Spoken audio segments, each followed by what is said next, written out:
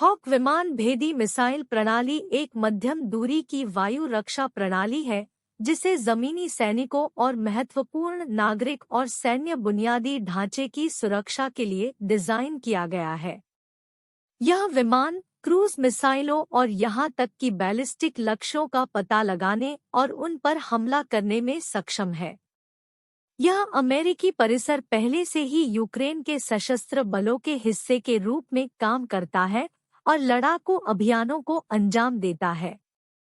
आइए इस विमान भेदी मिसाइल परिसर के निर्माण के इतिहास का पता लगाएं।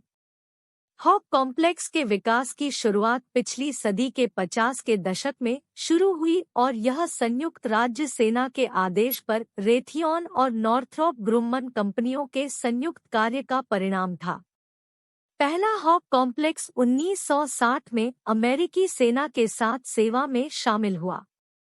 बाद में यह नाटो सदस्य देशों के बीच बहुत लोकप्रिय हो गया। उस समय से 1700 से अधिक लॉन्चर और लगभग 40,000 रॉकेट का निर्माण किया गया है।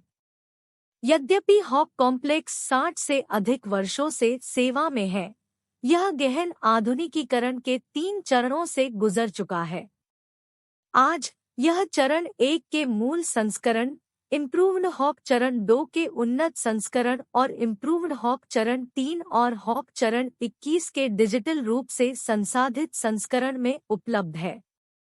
हालांकि यूक्रेन के वायु रक्षा बलों द्वारा प्राप्त और रूस के साथ संघर्ष में उपयोग की जाने वाली विमानरोधी प्रणालियों के बारे में विशिष्ट विवरण युद्धकालीन सुरक्षा कारणों से वर्गीकृत किए गए हैं।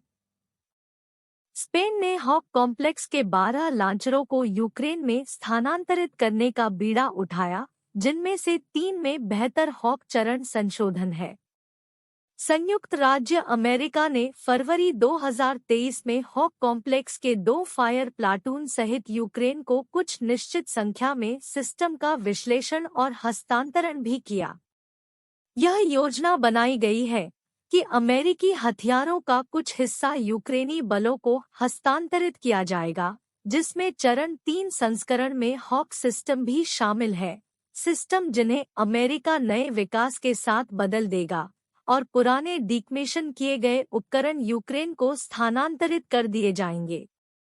इस प्रकार यूक्रेनी वायु रक्षा बलों को तीसरी पीढ़ी के हॉक एंटी-एयरक्राफ्ट सिस्टम के अपने शस्त्रागार के आसन्न आधुनिकीकरण की उम्मीद है, जिसमें 90 के दशक में महत्वपूर्ण तकनीकी सुधार हुए थे।